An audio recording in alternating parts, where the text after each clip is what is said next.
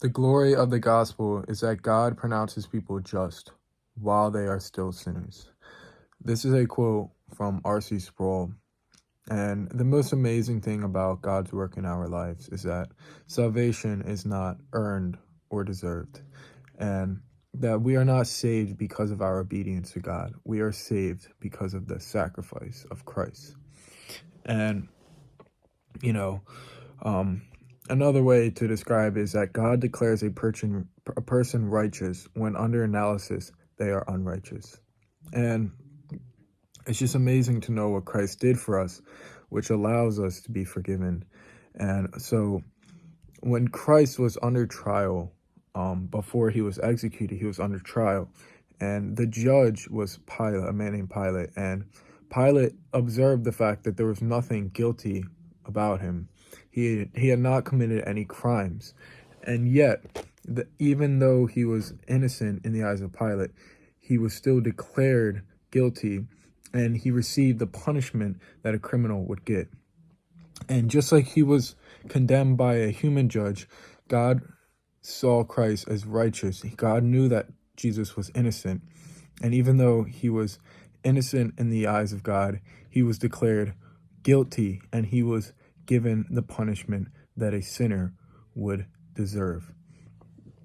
And so what this means is that we can be declared righteous. We can be declared innocent, even though we are the guilty ones. We are criminals, right? In a very literal sense, Jesus took our punishment, right? Our sin and our guilt and our punishment was transferred over to Christ. That's why one way people describe it is that Christ became sin itself, right? He was so holy and he was so good that he was able to take on the sin that we had, and he was able to replace he was able to replace us and our punishment. And that being said, we are now able to be righteous. We are able to receive his righteousness because he received our sin. And the Bible talks about this in Romans chapter 5, and I'll start at verse 8. But God showed his great love for us by sending Christ to die for us while we were still sinners. And since we have been made right in God's sight by the blood of Christ, he will certainly save us from God's condemnation. For since our friendship with God was restored by the death of his Son while we were still sinners, we will certainly be saved through the life of his Son. So now we can rejoice in our wonderful new relationship with God because our Lord Jesus Christ has made us friends of God. And it's just beautiful. I was having a somewhat tough time trying to describe it, but it says right here, since our friendship with God was restored by the death of his Son while we were still his enemies, we will be certainly saved through the life of his Son, right? Jesus took our guilt so we can take his righteousness.